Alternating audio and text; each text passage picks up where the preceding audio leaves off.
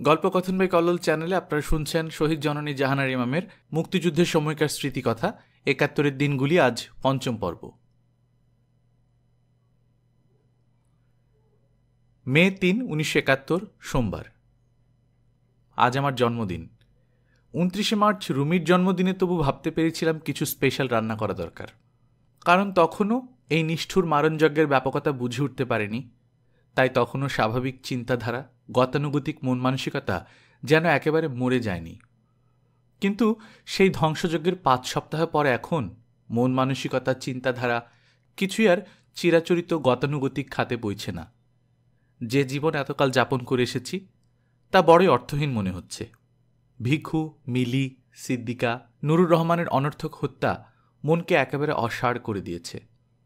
তবু প্রতি বছরের অভ্যাস মতো রুমি জামি যখন আজ সকালে আমাদের ঘরের দরজার উপাস থেকে বলল, আম্মা আসি, তখন চোখ ভরা পানি নিয়ে বললাম, এসো।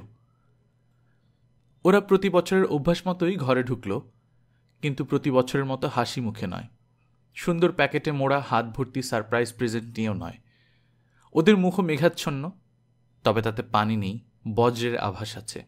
টের পেলাম রুমির হাতে একটা পুরনো বই, জামির হাতে বাগান থেকে তোলা একটা আধফোটা কালো গোলাপ, যার নাম বনি প্রিন্স। রুমি বইটা আমার হাতে দিয়ে বলল, আম্মা, এই বইটা তুমি পড়লে মনে অনেক জোর পাবে।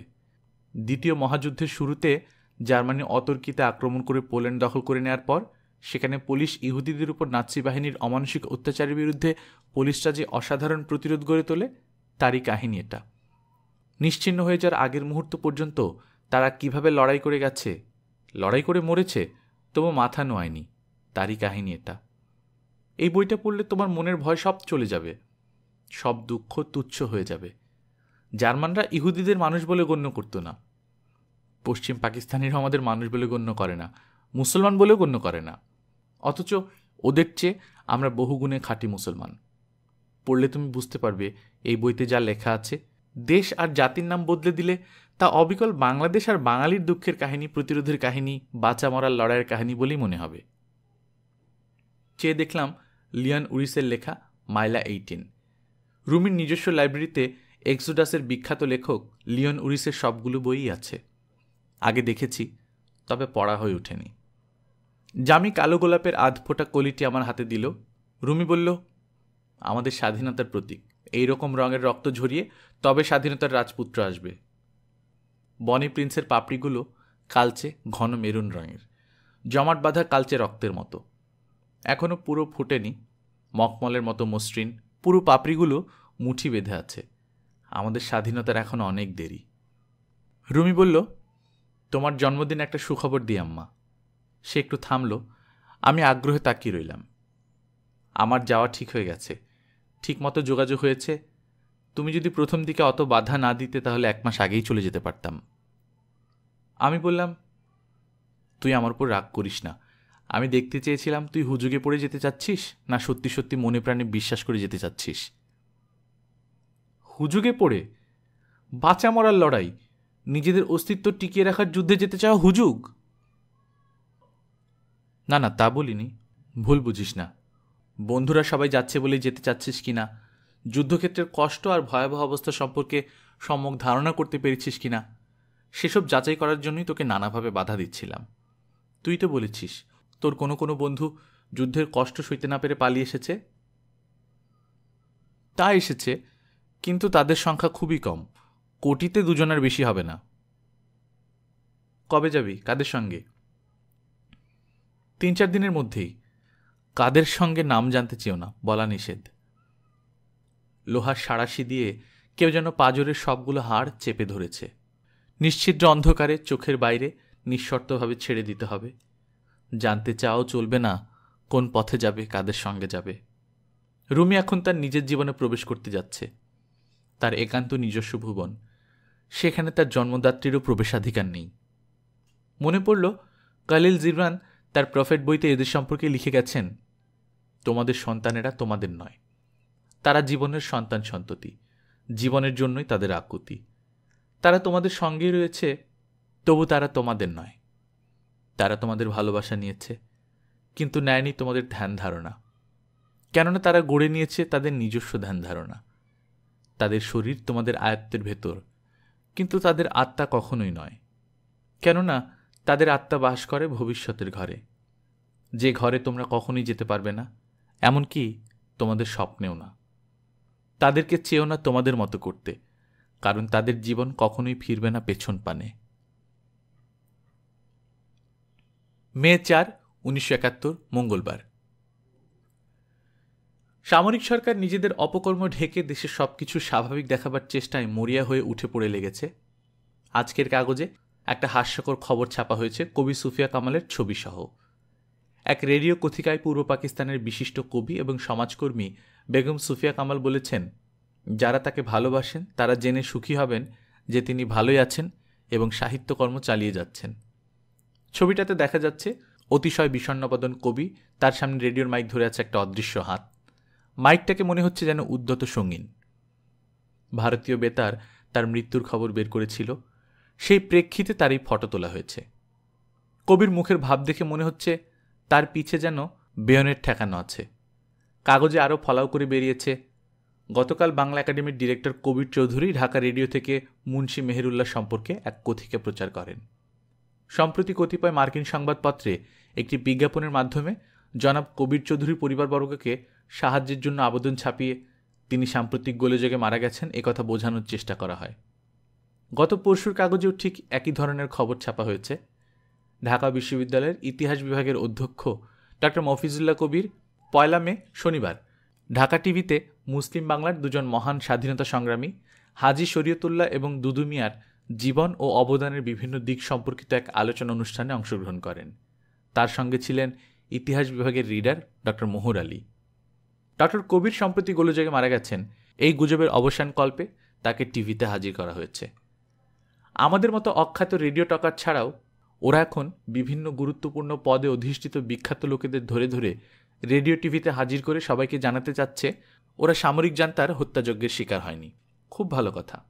তা সামরিক জান্তা দর্শন বিভাগের অধ্যক্ষ ডক্টর জিসি দেব, জগন্নাথ হলের প্রভোস্ট ডক্টর জ্যোতির্ময় ঘোষ ঠাকুরতা, পরিসংখ্যান বিভাগের অধ্যক্ষ মনিরুজ্জামান, ভূতত্ত্ব বিভাগের সিনিয়র লেকচারার জনাব মুক্তাদির, সয়েল সায়েন্সের সিনিয়র লেকচারার ডক্টর এফ.আর. খান, গণিত বিভাগের লেকচারার জনাব শরাফত আলী, ফিজিক্সের জনাব খাদেম, অ্যাপ্লাইড ফিজিক্সের মিস্টার ভট্টাচার্য, শিক্ষা গবেষণা ইনস্টিটিউটের মিস্টার সাদেক, ডক্টর সাদাত আলী, এদেরকেও এনে এনে রেডিও টিভিতে হাজির করুক না, বলুক না সারা দুনিয়ার লোককে এদের করে 25শে মার্চের কাল রাত্রে গুলি করে মেরে ফেলেনি।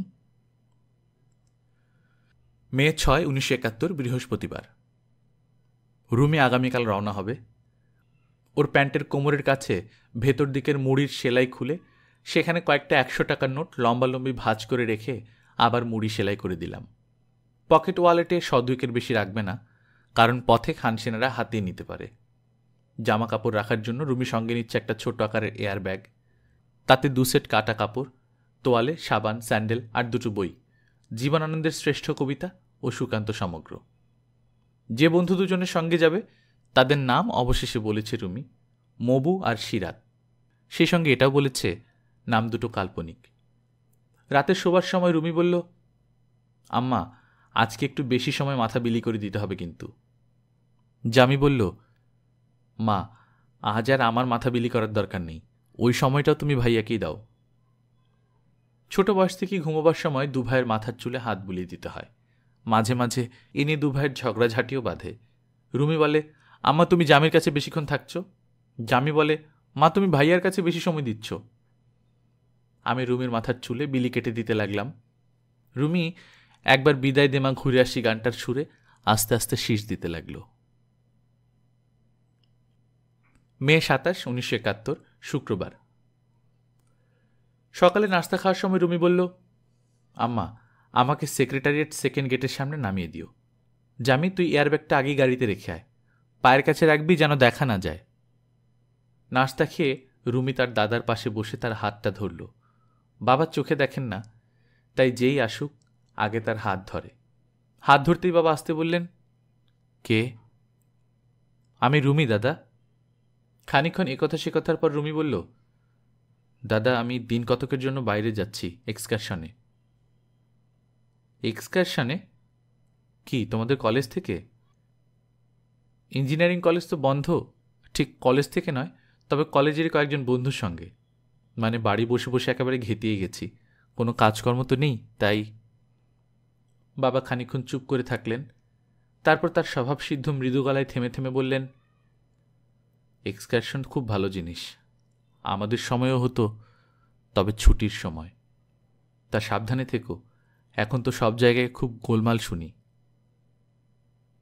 না দাদা, গোলমাল আর নেই, সব জায়গায় এখন তো শান্ত। শান্ত? জামিদের স্কুল তাহলে এখনো বন্ধ কেন? তোমাদের কলেজ খোলে না কেন? বাবাকে নিয়ে এই এক সমস্যা, চোখে না দেখলে কি হবে। চিন্তা শক্তি ও ধারণা শক্তি এখনও টনটনে, সব কিছু জানতে চান, একটু কোথাও 19-20 হলেই উত্তেজিত হয়ে পড়েন, ব্লাড প্রেশার ধাই করে চড়ে যায়। সেই জন্য ওকে সব কিছুর খবর বেশ ভালো মতো সেন্সর করে বলতে হয়। তবে বাবার একটা পরিমিতিবোধ জন্মে গেছে। আগে যেমন অনেক ব্যাপারে বিধিনিষেধ আরোপ করতেন, এখন আর তা করেন না, সবই মেনে নেন। কদিন থেকেই মাঝে মাঝে বিকেলে ঝড় বৃষ্টি হচ্ছে, লেট কালবৈশাখী। আজ আবার সকাল থেকেই আকাশে মেঘ।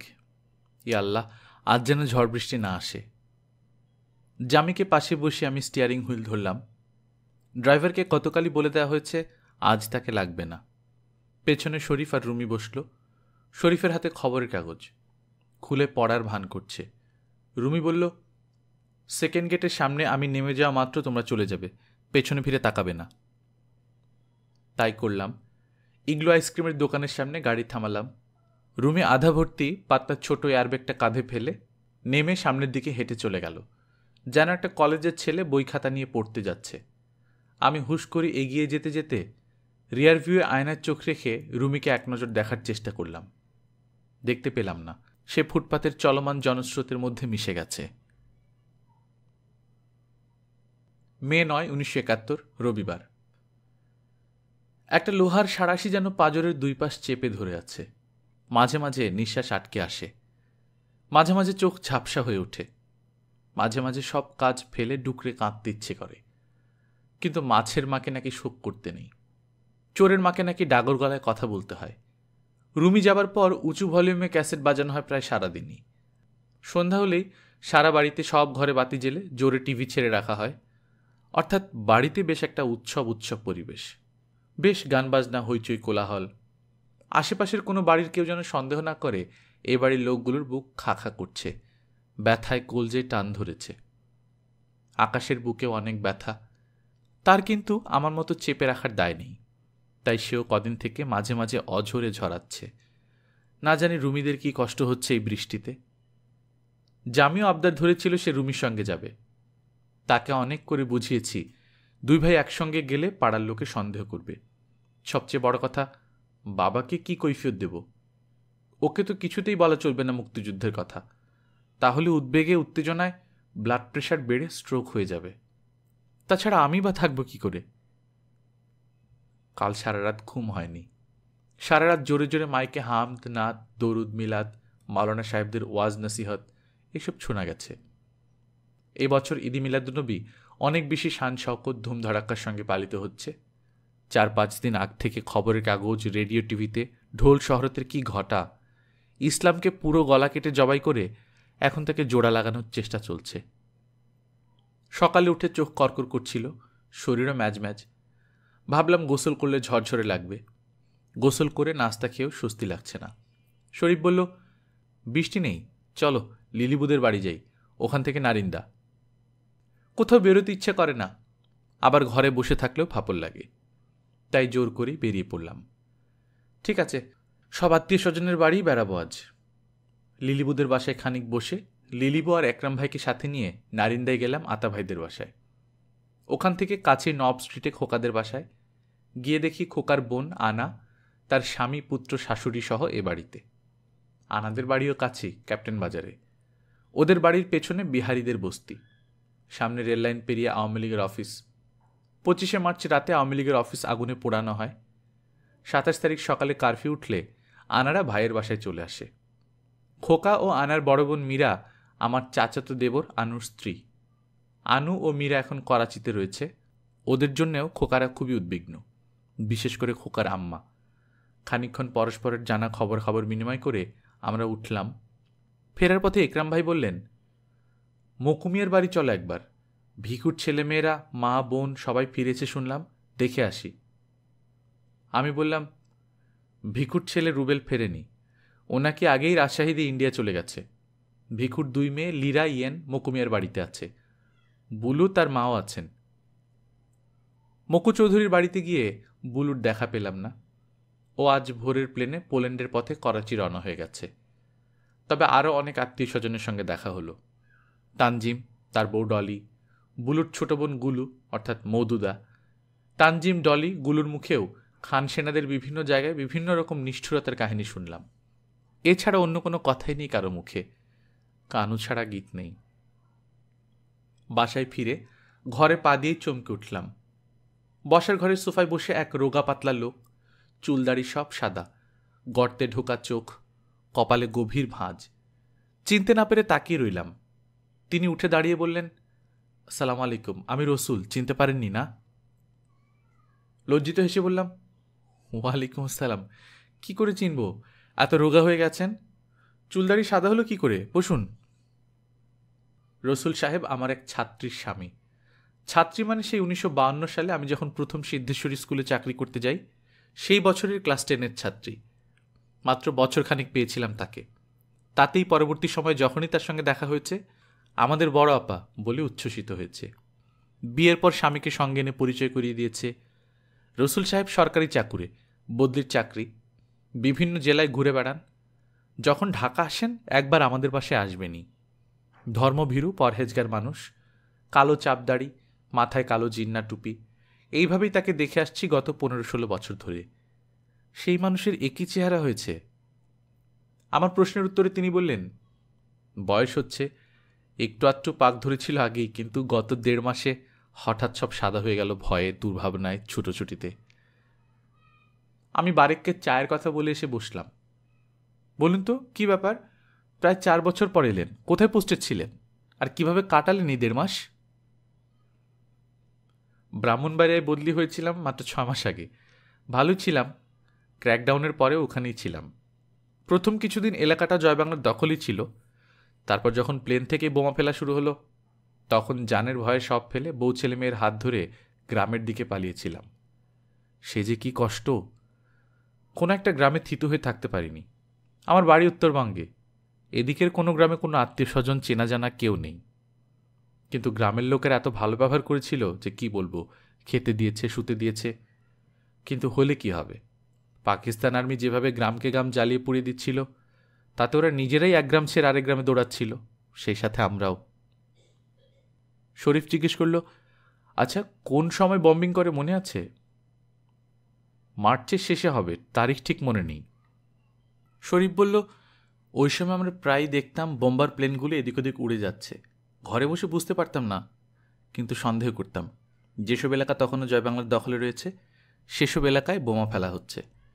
আচ্ছা, আপনি কি বলতে পারবেন ওই অঞ্চলে কীরকম যুদ্ধ হয়েছিল? রসুল মাথা নেড়ে বলল, না, আমাদের বাড়িটা যে পাড়ায় ছিল সেখানে বোমা পড়েনি, তবে কাছেই বোমা পড়েছে। বিকট শব্দ, লোকজনের চিৎকার শুনেছি, আগুন দেখেছি, আর তক্ষুনি এক বস্ত্রে ছুটে পালিয়েছি পাশের এক গ্রামে। কিন্তু সেখানে এক রাত থাকার পরই শুনলাম মিলিটারি আসছে। যাদের বাড়িতে আশ্রয় পেয়েছিলাম তারা শুদ্ধ পালালাম। 2 দিন পর ফিরে এসে দেখি পুরো গ্রাম আগুনে পুড়ে ছাই। বহু লোক যারা পালাতে পারেনি মরে পড়ে আছে। গরু ছাগল মরে ফুলে ঢোল হয়ে আছে, দুর্গন্ধে টেকা যায় না। সে যে কি বিভৎস দৃশ্য! রসুল সাহেব দম নেবার জন্য থামতেই আমি বলে উঠলাম, তারপর কি আবার ব্রাহ্মণবাড়িয়ায় ফিরে এলেন? না, ব্রাহ্মণবাড়িয়ার তার আশেপাশে তখনও প্রায় রোজই বম্বিং হচ্ছিল। আমরা অন্য দিক দিয়ে অন্য একটা গ্রামে চলে গেলাম, সেখানেও শান্তি নেই, মিলিটারির তাড়া। আপনার ফ্যামিলি কোথায়? অনেক কষ্টে সব শুদ্ধ ঢাকায় এসে পৌঁছেছি। ভূতের গলিতে আমার এক আত্মীয় আছেন, তার বাড়িতে উঠেছি। গ্রামে দৌড়ে পালাতে গিয়ে সালেহার পায়ের তলায় হাড়ের টুকরা ফুটেছিল। প্রথমে কেউ খেয়াল করেনি, একটু আধটু ব্যথা করত। খেয়াল করব কি করে, সে সময় ছিল নাকি হাতে? একটু চুন হলুদ দিয়ে বেঁধে রাখলেই ভালো হয়ে যেত, সেটাই বা কে করে? এখন ফুলে পেকে যাতা অবস্থা হয়েছে। আমি ব্যস্ত হয়ে বললাম, কি সর্বনাশ, ডাক্তার দেখিয়েছেন? সেই জন্যে আপনার কাছে এসেছি। সালেহা বলল, বড় আপার কাছে যাও, ওনার সঙ্গে অনেক ডাক্তারের চেনা জানা আছে। আমাদের পাড়াতেই ভালো সার্জন আছেন। মেইন রোড ধরে পূব দিকে খানিক গেলেই পলিক্লিনিক, ওখানে ডাক্তার আজিজ, আমার চেনা, খুব ভালো সার্জন। তখনই ফোনে ডাক্তার আজিজের সঙ্গে কথা বললাম। রসুলকে বললাম, আজিজ ক্লিনিকেই আছে, এক্ষুনি পেশেন্টকে নিয়ে যেতে বললো, আপনি সালেহাকে নিয়ে যান। আমি আধ ঘন্টা পর ক্লিনিকে যাচ্ছি। এখন যাবার সময় ডান দিকে তাকাতে তাকাতে যাবেন, পলিক্লিনিকের সাইনবোর্ড চোখে পড়বে। আধ ঘন্টা পর পলিক্লিনিকে গিয়ে দেখি রসুলরা তখন এসে পৌঁছায়নি। ডক্টর আজিজের স্ত্রী সুলতানাও ডাক্তার। পাশাপাশি দুটো বাড়ি ভাড়া নিয়ে ওরা এই ক্লিনিক করেছে। একটা বাড়ির নিচে ইমার্জেন্সি, অপারেশন থিয়েটার, দোতলায় রুগীদের কেবিন। পাশের বাড়ির দোতলায় ওরা নিজেরা থাকেন, নিচে রুগীর কেবিন। সুলতানা আজিজ দুজনেই খুব হাসি খুশি, চারপাশটা সবসময় মাতিয়ে রাখতে পারে। ক্র্যাকডাউনের পর কয়েকটা দিন স্তম্ভিত হতবাক হয়েছিল। মাঝখানে বেশ কয়েকদিন দেখা হয়নি। আজ দেখলাম আগের মতোই। বললাম, কি খুব হাসি খুশি মনে হচ্ছে যে? সুলতানা হিহি করে হেসে বলল, হ্যাঁ বাবু, প্রথম ধাক্কাটা কাটিয়ে উঠেছি। আমরা ডাক্তার তো, গোলায় নিজের পা উড়ে গেলেও যদি হাত দুটো ঠিক থাকে, ওই অবস্থাতেই আরেকজনের ট্রিটমেন্ট করতে হয়। আর এখন তো ক্যাজুয়ালিটির সংখ্যা অনেক বেশি, গোপনে ট্রিটমেন্ট করার টেনশনও বেশি, তাই চাঙ্গা থাকার জন্যই হাসতে হয়। সুলতান অবশ্য এমনিতেই হাসে বেশি, সেজন্য আমরা ওকে আদর করে পাগলি বলি। সে আমার হাত ধরে পাশের বাড়িটায় নিয়ে গেল। এটার দোতলায় ওরা থাকে। গেটটা এক পাশে, গেট বরাবর পোর্চ পেরিয়ে সোজা এগিয়ে গ্যারেজ, পাশে ও পেছনের বাউন্ডারি ওয়াল ঘেঁষে। সুলতানা নিজের হাতে গ্যারেজের দরজা খুলে দিতেই দেখা গেল ভেতর একটা গাড়ি। গাড়ির পাশ দিয়ে পেছনে নিয়ে গেল আমায়। দেখলাম মেঝের কাছাকাছি দেয়াল ভেঙে 1 হাত বাই 1.5 হাত একটা ফোকর। বাড়ির দিকের গ্যারেজের যে দেয়াল, তাতে 1 হাত চওড়া একটা কাঠের দরজা। অর্থাৎ মেইন বাড়ির যে খিড়কি দরজা এপাশে আছে, সেটা দিয়ে বেরিয়ে ওই ছোট দরজাটা দিয়ে গ্যারেজে ঢুকে ওই ফোকর দিয়ে পালিয়ে যাওয়া খুবই সহজ। বাড়ির সামনে মেইন গেটের কাছে দাঁড়ানো লোকজন মোটেই টের পাবে না। বুঝলেন বাবু, এই গাড়িটা নষ্ট, কখনো বের করা হয় না। তারপরে আবার হি হি করে হাসি, আর বের করলেই তো বিপদ, ফোকরটা দেখা যাবে যে। আজিজ ধমক দিল, এত কথা বলো কেন? সুলতান আগের মতোই হাসতে হাসতে আমার হাত ধরে আবার মেইন ক্লিনিকে চলল। একটু পরেই সালেহাকে নিয়ে রসুল পৌঁছে গেল। আমাকে দেখে সালেহা কান্নায় ভেঙে পড়ল। বড়াপাগো আমাদের সব গেছে, ফকির হয়ে গেছি, মরে গেছি একেবারে। সুলতানা হৈ হৈ করে উঠল, আরে আরে কাঁদে কেন? কান্নার কি হয়েছে? হাসুন হাসুন, হাসলে আর্ধেক অসুখ সেরে যাবে। আসুন দেখি, এক্সামিন করি, দেখি কত তাড়াতাড়ি সারানো যায় আপনাকে। সালেহাকে ভর্তি করতে হলো ক্লিনিকে। ওকে বেডে শুইয়ে ওর পাশে বসে রইলাম। রসুল আবার বাসায় গেল সালেহার কয়েকটা জিনিসপত্র আনতে। সালেহা আমার হাত ধরে কাঁদতে কাঁদতে বলল, বড় আপা, খান সেনারা কি মানুষ নয়? ওরা কি মুসলমান নয়? হিন্দু খুঁজে খুঁজে মেরেছে তো বটেই, কলমা জানা মুসলমানকে পর্যন্ত কাফের মনে করে মেরেছে।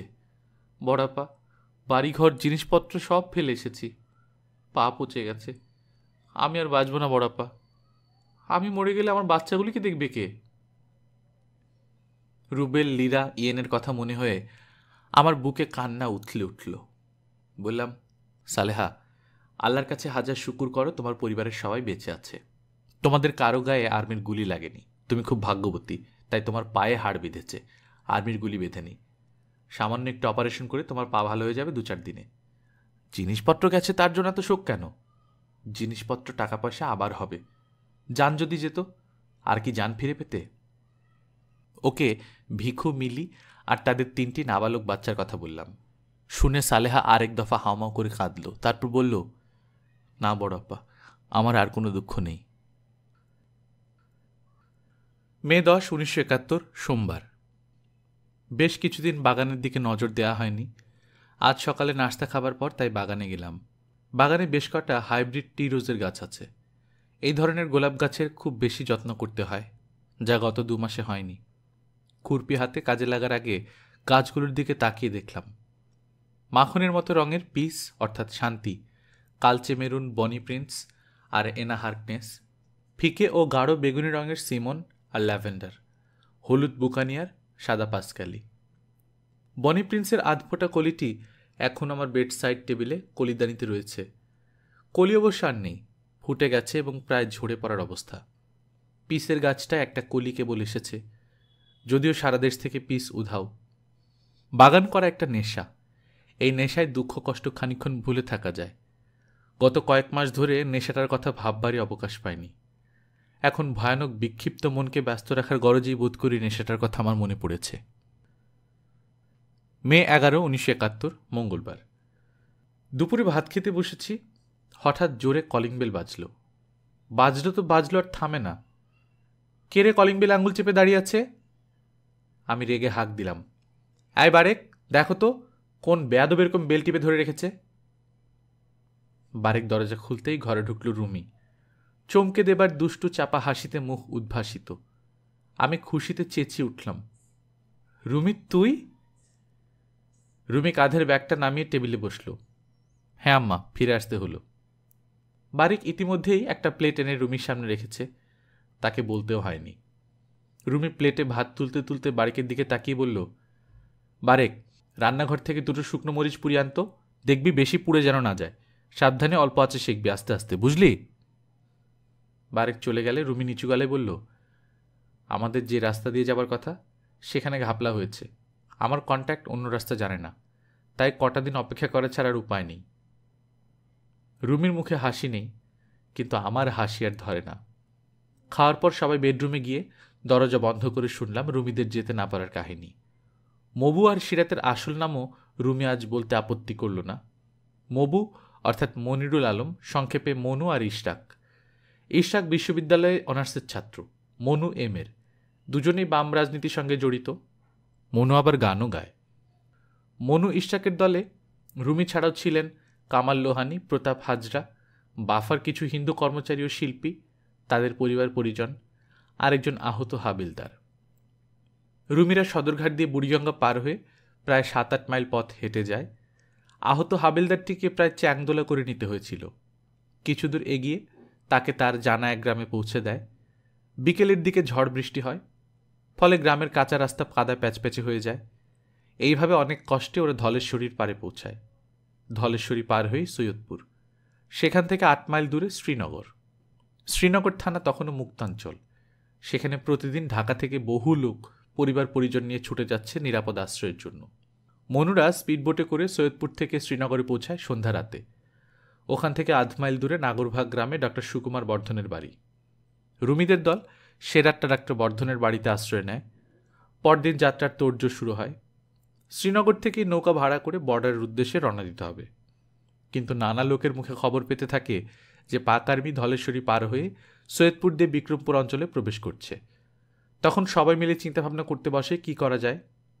নাগরভাগ থেকে সিকি মাইল দূরে আরেকটা গ্রাম, বাসাইল ভোগ, সাংবাদিক ফয়েজ আহমেদের বাড়ি। 25শে মার্চের রাতে ঢাকায় প্রেস ক্লাবে পাক আর্মির শেলের ঘায়ে তিনি বাম উরুতে আঘাত পান। এখনও ভালো করে সেরে ওঠেননি। কামাল লোহানী সহ কয়েকজন ফয়েজ আহমেদের বাড়িতে যান পরামর্শের জন্য। নানা রকম চিন্তাভাবনা করে সলা পরামর্শের পর ঠিক হয় পাক আর্মি পুরো অঞ্চল ঘেরাও করে ফেলার আগেই ওদের দলকে যে করেই হোক ওখান থেকে বেরিয়ে যেতে হবে। সে অনুযায়ী 10 তারিখ ভোররাতে ওরা ফয়েজ আহমেদ সহ তার বাড়ি থেকে রওনা দেয় কুমিল্লার শ্রীরামপুরের পথে। ওই দিক দিয়ে বর্ডার ক্রস করতে হবে। কিন্তু পথে জানা গেল শ্রীরামপুরে ইতিমধ্যেই পাক আর্মি এসে গেছে। তখন ওরা দিক পরিবর্তন করে ঢাকার দিকে আসা সাব্যস্ত করে। এই আশাটা খুব বিপদসংকুল ছিল, কারণ সৈয়দপুর তখন মিলিটারি কবলিত। সেদিন বিকেলে ঝড় বৃষ্টিও প্রচুর হয়েছিল। রুমিরা অনেক ঘুরপথে একবার এগিয়ে একবার পিছিয়ে, কখনো স্পিড বোটে, কখনো ভাঙা বাসে, কখনো কাদা ভরা পথে পায়ে হেঁটে প্রাণ হাতে নিয়ে ঢাকায় পৌঁছায় রাত 9টার দিকে। রাতটা সবাই কামাল লোহানের বাড়িতে গাদাগাদি করে থাকে। আজ সকালে সবাই একসঙ্গে ও বাড়ি থেকে বেরোয়নি। 2-3 জন করে খানিক পরপর বেরিয়েছে, যাতে পাড়ার লোক সন্দেহ না করতে পারে। তাও রুমি সোজা বাড়ি আসেনি, দুপুর পর্যন্ত ইশরাকের সঙ্গে থেকে তারপর এসেছে। মে 12, 1971, বুধবার। জামির স্কুল খুলেছে 2 দিন হলো। সরকার এখন স্কুল কলেজ জোর করে খোলার ব্যবস্থা করছে। 1 তারিখে প্রাইমারি স্কুল খোলার হুকুম হয়েছে, 9 তারিখে মাধ্যমিক স্কুল। জামি স্কুলে যাচ্ছে না, যাবে না। আমি, শরীফ, রুমি, জামি 4 জন বসে আলাপ আলোচনা করে আগেই ঠিক করে রেখেছিলাম স্কুল খুললেও স্কুলে যাওয়া হবে না। দেশে কিছুই স্বাভাবিকভাবে চলছে না, দেশে এখন যুদ্ধাবস্থা।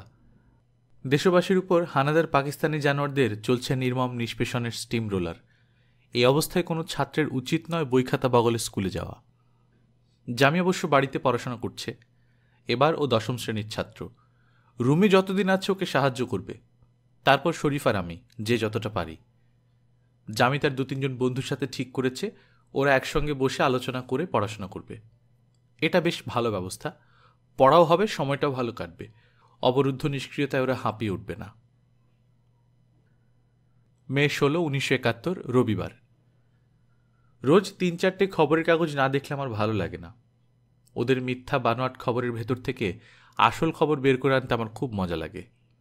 যেমন গত পরশুর কাগজে দেখলাম খ অঞ্চলের সামরিক শাসনকর্তা অবসরপ্রাপ্ত কর্নেল এমএজি ওসমানীকে 20 মের মধ্যে 1 নম্বর সেক্টরের উপসামরিক শাসনকর্তার সমীপে হাজির হবার নির্দেশ দিয়েছে।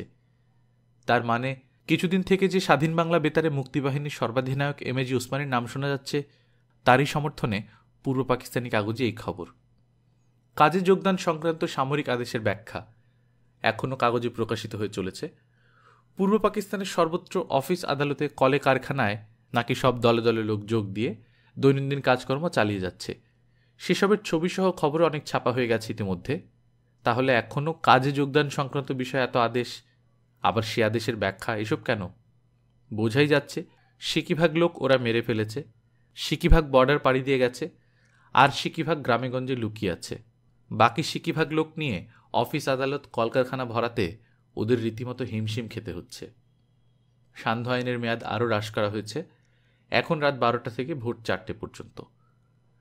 কদিন আগে শরীফ খবর এনেছে টাইম নিউজউইকের কয়েকটা কপি নাকি কোন বিদেশির ব্রিফকেসে আত্মগোপন করে এয়ারপোর্টে কাস্টমসের শকুনি দৃষ্টি এড়িয়ে ঢাকা এসেছে।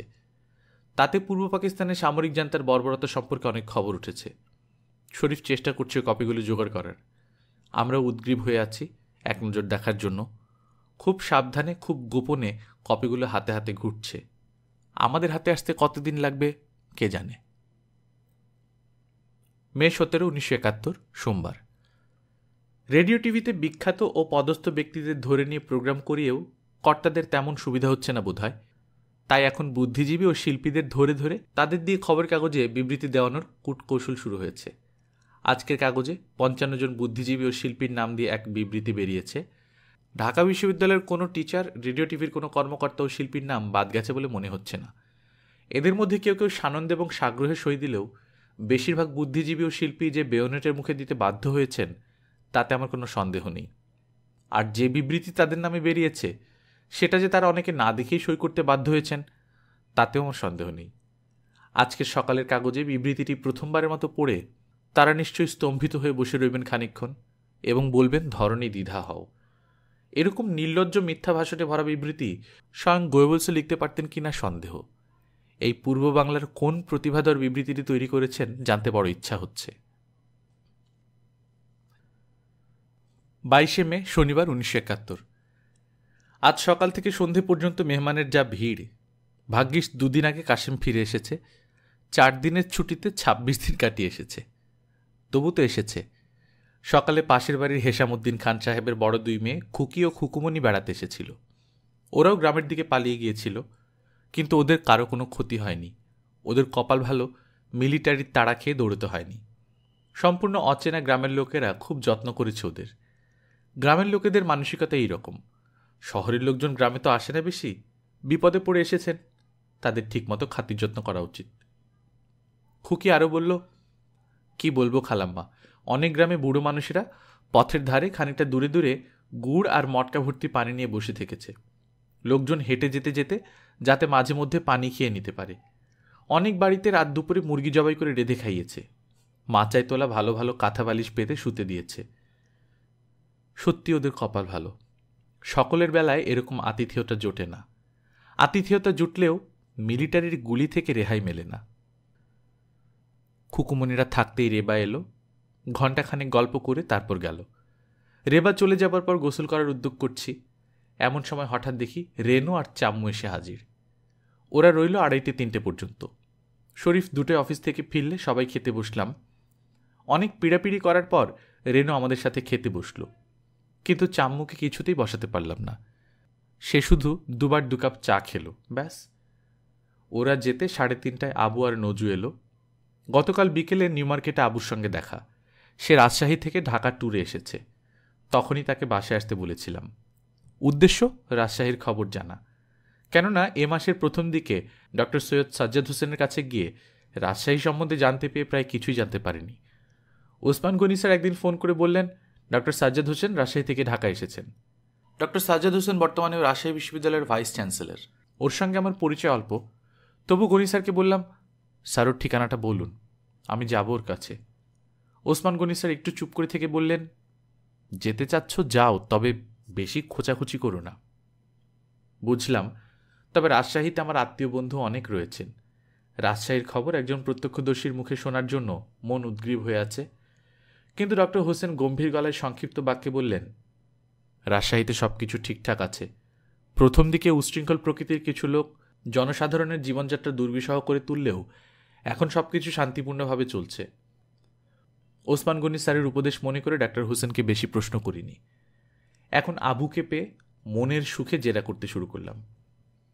রাজশাহী তো প্রথম দিকে জয়বাংলার দখলে ছিল, তাই না? হ্যাঁ, তবে মার্চের শেষ কয়দিন ইবিআর, ইপিআর আর পুলিশদের সঙ্গে পাক আর্মির খুব যুদ্ধ হয়। তাদের সঙ্গে যোগ হয় স্থানীয় অনেক লোকজন।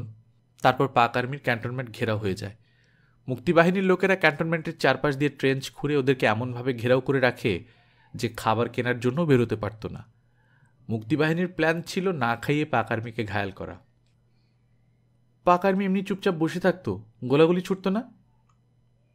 হ্যাঁ, ছুটত, কিন্তু তাতে মুক্তিবাহিনীর বিশেষ ক্ষতি হতো না।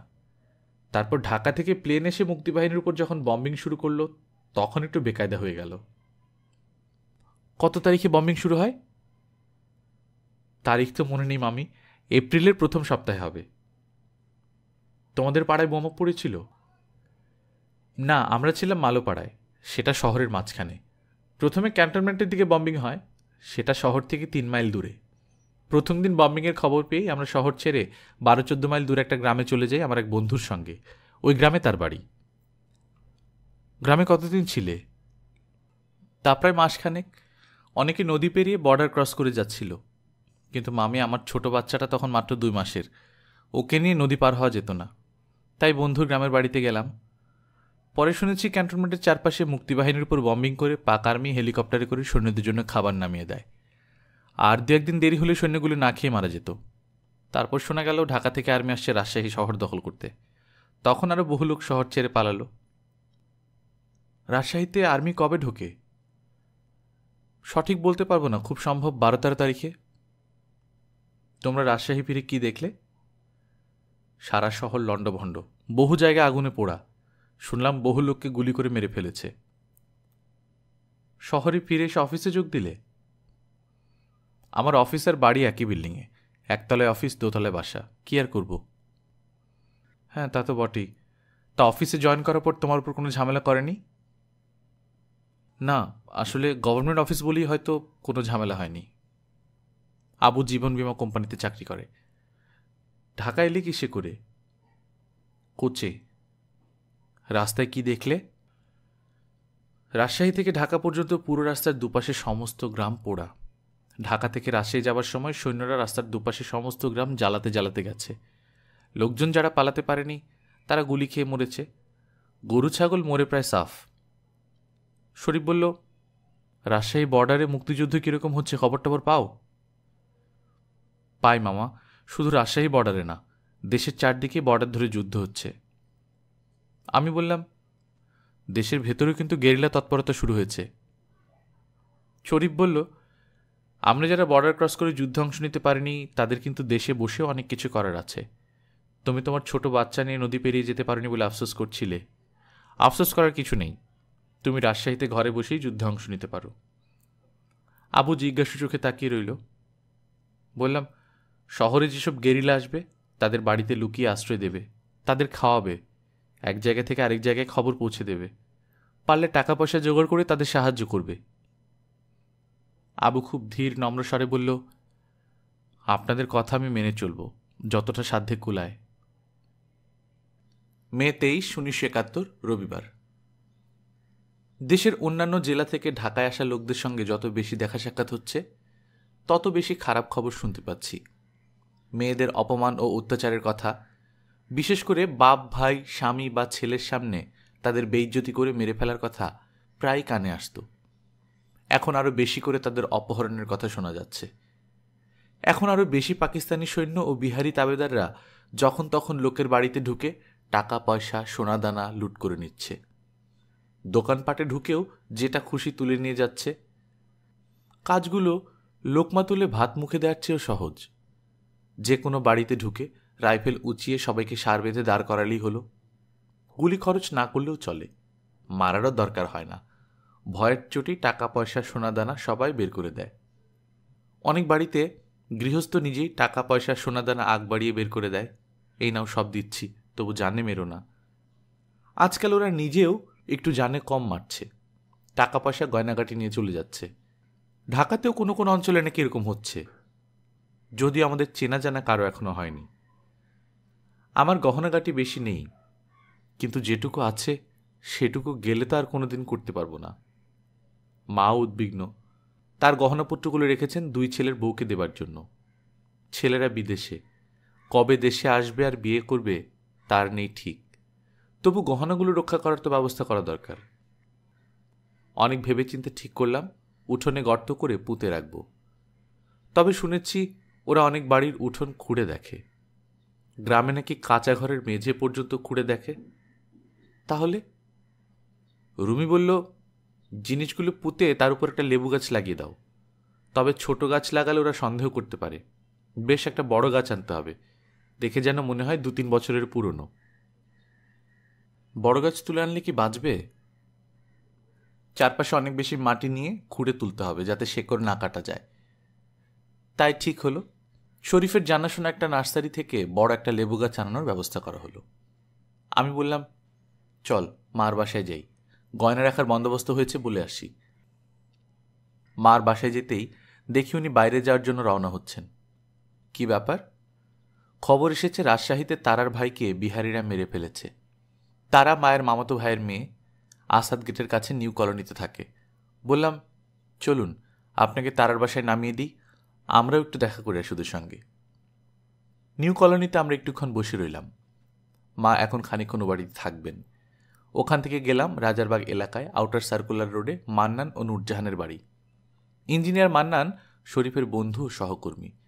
ক্র্যাকডাউনের আগে মান্নানের চাচাতো ভাইয়ের বিয়েতে চাটগা গিয়ে ওরা ছেলে মেয়ে শুদ্ধ সবাই আটকা পড়েছিল। সপ্তাহখানেক হলো ঢাকা ফিরেছে।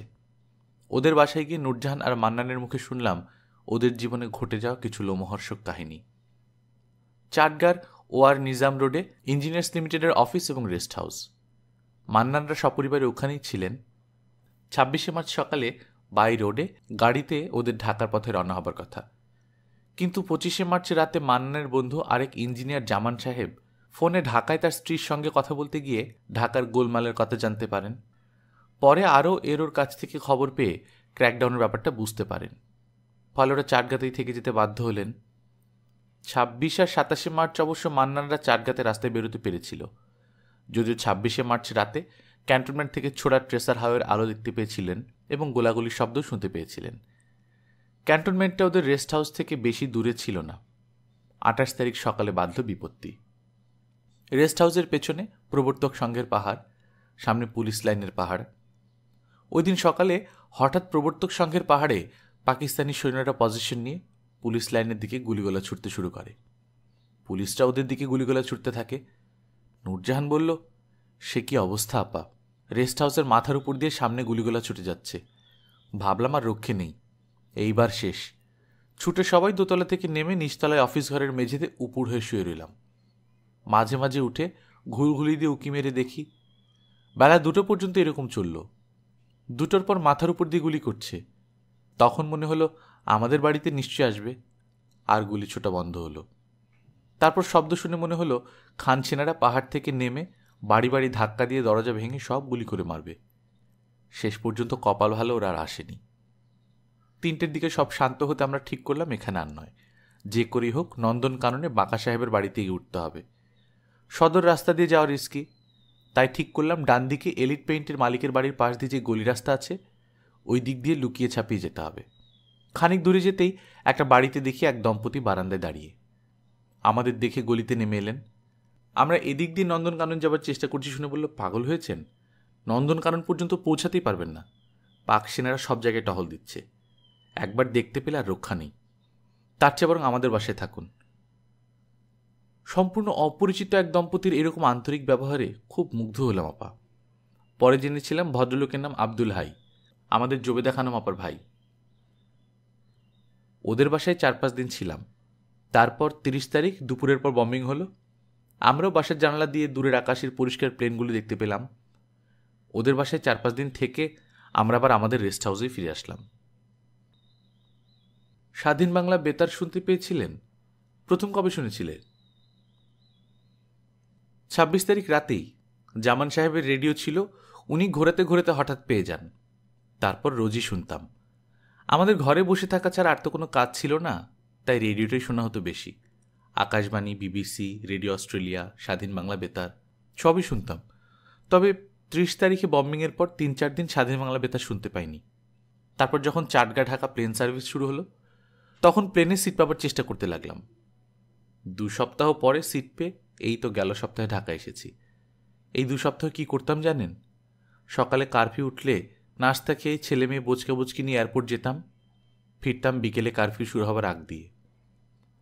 বলো কি, দুপুরে খাওয়া দাওয়া? প্রথম দিনের পর থেকে স্যান্ডউইচ, ফ্লাস্কে চা, পানি এইসব নিয়ে যেতাম।